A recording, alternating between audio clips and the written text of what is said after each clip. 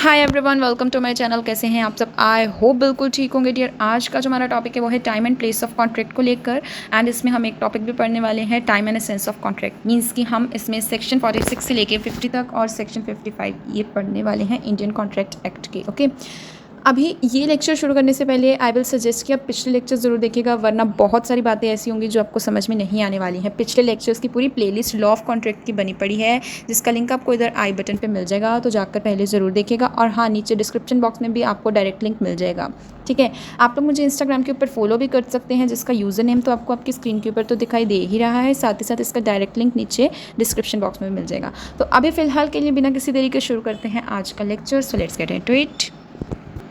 Time and place of performance. देखिए, जो हमारे कॉन्ट्रैक्ट की पार्टीज़ होती हैं ना, जिन्होंने कॉन्ट्रैक्ट किया है, वो बिल्कुल फ्री होती है कि कौन से टाइम पर यह कॉन्ट्रैक्ट परफॉर्म किया जाना चाहिए और कौन सी जगह पे परफॉर्म किया जाना चाहिए। लेकिन कई बार ऐसा होता है कि टाइम और प्लेस फिक्स नहीं किए गए होते कहाँ पर होना है, तो उस टाइम पर क्या होगा। उस टाइम पर जो हमारा इंडियन कॉन्ट्रैक्ट एक्ट 1872 है, उसके सेक्शन 46 से लेके 50 तक ये जो सेक्शंस हैं वो सारे के सारे बताते हैं हमें कुछ रूल्स कि कौन सी जगह पर और कौन से टाइम पर उस टाइम पर ये कॉन्ट्रैक्ट परफॉर्म किया जाना चाहिए। ठीक है, तो देखते हैं हम इन सेक्शंस को बारी बारी से। तो सेक्शन 46 क्या कहता है, आप एक बार ना इस वीडियो को पॉज करके अच्छे से इसे रीड कर लीजिए। मैंने आपको यहाँ पर दिया है।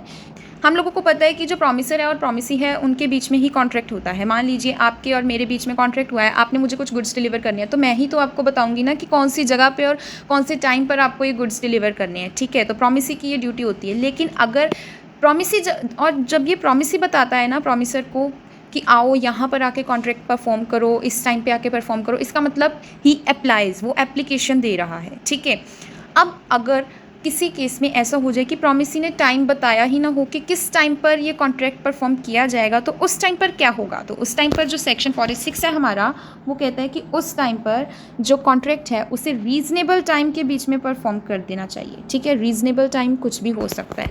और यही बात हमारा सेल्स ऑफ गुड्स एक्ट का सेक्शन 36 सब सेक्शन 2 भी कहता है। ये भी क्या कहता है कि जो सेलर होता है उसे बायर को गुड्स जब डिलीवर करने हैं तो उसे with in reasonable time he deliver कर देने चाहिए। ओके, अब ये जो रीजनेबल टाइम है, ये होता है एक क्वेश्चन ऑफ फैक्ट कि कौन सा रीजनेबल टाइम हो सकता है। डिपेंड करता है कि हमारा कॉन्ट्रैक्ट कौन सी नेचर का है। मान लीजिए पेरिशेबल गुड्स होते हैं जो जल्दी ख़राब हो जाते हैं। मान लीजिए अगर हमने कहीं से फूड ऑर्डर करा है, ठीक है, जैसे ज़ोमेटो वगैरह से ऑर्डर करा है, तो वो जो डिलीवरी पर्सन होता है उसकी ड्यूटी है कि वो रीज़नेबल टाइम में ही हमें डिलीवर करे। अब अगर वो 2 दिन में आके 2 दिन के बाद आके हमें डिलीवर कर रहा है, तो वो चीज़ तो कोई बनती नहीं है ना, क्योंकि रीज़नेबल टाइम उसमें ख़त्म हो जाएगा और वो जो फूड है वो ख़राब हो चुका होगा। ठीक है, तो रीज़नेबल टाइम जो है वो एक क्वेश्चन ऑफ फैक्ट है, कॉन्ट्रैक्ट के ऊपर डिपेंड करता है कॉन्ट्रैक्ट कौन सी नेचर का है या गुड्स कौन सी नेचर के हैं। ठीक है, आई होप इट इज़ क्लियर। आगे चलते हैं। अगर प्रॉमिसी ने बता दिया है प्रॉमिसर को कि तुम ये कॉन्ट्रैक्ट मुझे इस डेट को परफॉर्म करके दो, और उसके बाद प्रॉमिसर ने बोला है ठीक है, अब तुम्हें दोबारा कहने की ज़रूरत नहीं है, मैं इस डेट को कर दूंगा कॉन्ट्रैक्ट परफॉर्म, तो ये प्रॉमिसर की ड्यूटी है। 47 सेक्शन के अकॉर्डिंगली ये प्रॉमिसर की ड्यूटी होती है कि वो उसे यूजुअल आवर्स ऑफ बिजनेस में कंप्लीट करके दे उसी दिन जिस दिन प्रॉमिसी ने कहा है। अब यूजुअल आवर्स ऑफ बिजनेस क्या हो सकते हैं, it can be 9 to 5। Okay, usually यही होती हैं। अब हम इसमें एक एग्जांपल लेते हैं। ओके, मुझे रिक्वेस्ट आई थी कि जब भी मैं आपको एग्जांपल देती हूँ एक्स वाई और ए बी की जगह मैं कोई ना कोई नेम्स यूज़ करूँ, so that will be better for you to understand. It's okay, तो फिर हम किसी के नेम से ही स्टार्ट करते हैं। Let's respect everyone. मान लीजिए कि एक है हमारे पास राहुल और एक है रोहन। ओके, अब यहाँ पर जो राहुल है उसने बी को ना कुछ गुड्स डिलीवर करने हैं। ओके, अब रोहन ने बोल दिया कि मुझे ये गुड्स 1 जून को चाहिए। ओके, लेकिन जो राहुल है वो कहता है कि ओके ठीक है, मैं 1 जून को ये गुड्स तुम्हें पहुंचा दूंगा। अब रोहन ने ये कहा कि मुझे ये गुड्स तुम मेरी शॉप पे डिलीवर कर देना, जो मेरी शॉप है वहाँ पे जाके डिलीवर कर देना। अब जो राहुल है वो 1 जून को गुड्स डिलीवर करता है, लेकिन किस टाइम पर करता है, जब उसकी शॉप बंद हो चुकी है, क्लोज हो चुकी है, उस टाइम पर वो करता है। यानी कि 9 to 5 होता है तो मान लीजिए उसने 7 बजे के पास आके गुड्स डिलीवर करे। अब यहाँ पर क्या है, उसने 1 जून को तो किए डिलीवर, लेकिन ये उसकी कॉमन सेंस थी कि उसे यूजुअल आवर्स ऑफ बिजनेस में ही गुड्स को डिलीवर करना चाहिए। अब वो लेट हो गया है तो यही माना जाएगा कि उसने कॉन्ट्रैक्ट को टाइम पर परफॉर्म नहीं किया है। So this is what the section 47 says. Okay, I hope it is clear. Next आता है हमारे पास सेक्शन 48 और ये क्या कहता है, वीडियो को पॉज करके एक बार अच्छे से रीड कर लीजिए। अब ये क्या कह रहा है कि जो प्रॉमिस है, अगर कोई सर्टेन डे को परफॉर्म करने के लिए उन्होंने पहले से डिसाइड करा है प्रॉमिसर और प्रॉमिसी ने, ठीक है, लेकिन प्रॉमिसर ने फिर भी कहा है कि ठीक है, जब भी तुम मुझे अप्लाई करोगे, जब तुम मुझे बोलोगे, मैं तभी आकर जो कॉन्ट्रैक्ट है उसे परफॉर्म कर दूंगा, ठीक है। तो उस टाइम पर वो जो प्रॉमिसी है उसकी ड्यूटी बनती है कॉन्ट्रैक्ट की परफॉर्मेंस के लिए proper place and proper time के लिए अप्लाई करें। अब इस केस में भी जो प्रॉपर टाइम है और प्रॉपर प्लेस है, ये भी एक क्वेश्चन ऑफ फैक्ट है, फिर से पहले वाली एग्जांपल की तरह ही, कि अगर उसने फूड डिलीवर करने को कहा है कि मुझे आज फूड डिलीवर करना है, तो जब भी मुझे चाहिए होगा, जिस टाइम पर गेस्ट आएंगे या जिस टाइम पर मुझे चाहिए होगा, आई विल अप्लाई, कि मैं तुम्हें कॉल करके बता दूंगा कहाँ पर और किस टाइम पर पहुँचाना है, ठीक है। अब प्रॉमिसी की ड्यूटी बनती है कि वो उसे प्रॉमिसर को बताए कि कौन से टाइम पर या कौन सी प्लेस पर उसे वो फूड डिलीवर करना है। एंड अब यहाँ पर भी जो टाइम है वो रीज़नेबल होना चाहिए। अब आगे चलते हैं और आगे है place for performance of promise where application to be made and no place fixed for performance. यानी कि अब हम सेक्शन 49 पढ़ने वाले हैं और ये क्या कह रहा है कि जहाँ पर अगर प्रॉमिस तो परफॉर्म होना है, लेकिन प्रॉमिसी ने कोई भी एप्लीकेशन नहीं बताई है कि कहाँ पर इसे परफॉर्म करना है और किस टाइम पर परफॉर्म करना है, तो उस टाइम पर अकॉर्डिंग टू सेक्शन 49 उस टाइम पर जो प्रॉमिसर है उसकी ये ड्यूटी बनती है कि वो एक बार प्रॉमिसी से पूछे कि कहाँ पर और किस टाइम पर उस प्रॉमिस को परफॉर्म करना है। और अगर वो नहीं करता है तो प्रॉमिसर की ड्यूटी है कि वो एक रीज़नेबल टाइम और अच्छी रीज़नेबल प्लेस में जाकर ही वो कॉन्ट्रैक्ट को परफॉर्म करे, राइट। अब यहाँ पर हम एक एग्जांपल लेते हैं, मान लीजिए कि अगेन राहुल एंड रोहन वाली एग्जांपल लेते हैं। ये है राहुल और ये है रोहन। राहुल ने रोहन को कुछ जूट बैग्स डिलीवर करने हैं, ओके। अभी रोहन ने नहीं बताया राहुल को कि कहाँ पर और किस टाइम पर डिलीवर करने हैं, ओके। तो अब यहाँ पर राहुल की ये ड्यूटी है कि वो रोहन से खुद अप्लाई करवाए, रोहन को कॉल करे और उससे पूछे कि आपने मुझसे ऑर्डर किया था तो आपको ये कहाँ पर और किस टाइम पर ये बैग्स चाहिए, I will deliver it, okay. तो राहुल की ये ड्यूटी है कि वो एक फिक्स्ड प्लेस और टाइम रीजनेबल सा ढूंढे। अब हम आगे चलते हैं और आगे आता है हमारे पास सेक्शन 50, जो क्या कहता है कि जो कॉन्ट्रैक्ट है वो हमेशा उसी मैनर में परफॉर्म किया जाना चाहिए जैसे भी प्रॉमिसी कहता है, जिस तरीके से प्रॉमिसी कहता है। अब आपने अगर जोमेटो से कुछ भी फूड डिलीवर करा है तो आप जहाँ पर कहेंगे, जिस टाइम पर कहेंगे, वहाँ पर ही उस जोमेटो का जो डिलीवरी मैन है उसे वहाँ पर कॉन्ट्रैक्ट को आके परफॉर्म करना पड़ेगा, राइट। तो आप होते हैं उस केस में प्रॉमिसी और आपकी मर्ज़ी के अकॉर्डिंगली वो कॉन्ट्रैक्ट किस जगह और किस टाइम पर परफॉर्म किया जाना चाहिए वैसे चलता है, ओके। सो यही तो सेक्शन 50 कहता है। अब मान लीजिए इसमें हम एक एग्जांपल लेते हैं, ये है मीना और ये है रिया, ओके। अब मीना ने 2000 रुपीज़ रिया से लिए थे। मीना को रिया को 2000 रुपीज़ रिटर्न करने हैं। ये जो 2000 रुपीज़ उसने लिए थे, she has to return it to Riya.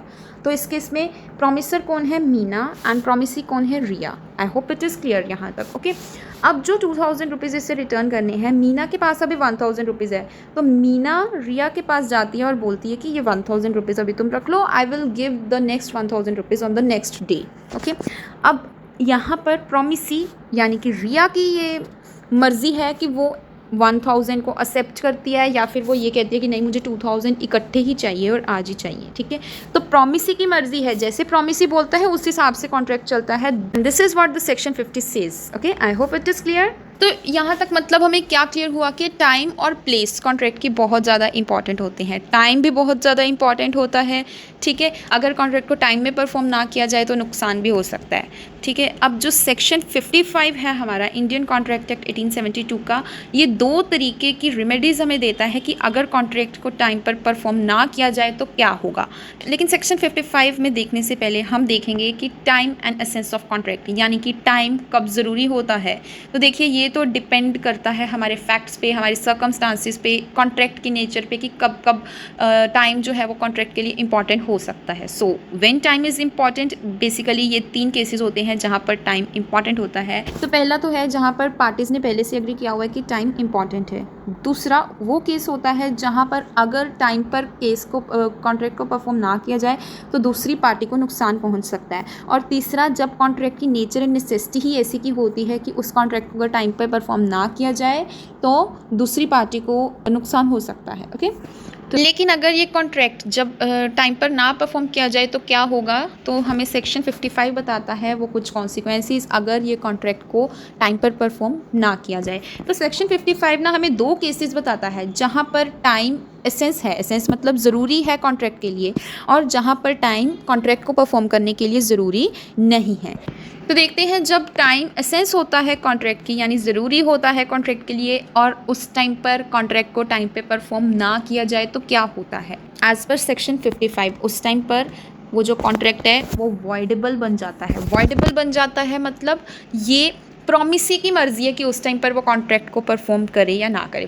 For example, अगर मैंने कुछ ऑर्डर करा है फूड डिलीवरी का ज़ोमेटो से, तो मैंने कहा है कि अभी 4 बजे हैं, मुझे 5 बजे तक प्लीज़ पहुंचा दीजिएगा, उसके बाद मुझे नहीं चाहिए। ठीक है, अब वो पर्सन जो है वो मुझे 5:30 या 6 बजे के पास आके मुझे फ़ूड डिलीवर कर रहा है। अब ये मेरी मर्ज़ी है कि मैं उसे 5:30-6 बजे उसे फ़ूड को रिसीव करूँ या ना करूँ। ठीक है, तो ये मेरी मर्ज़ी है, मतलब ये वॉइडेबल हो जाता है मेरी मर्ज़ी पे, प्रॉमिसी की मर्ज़ी पे।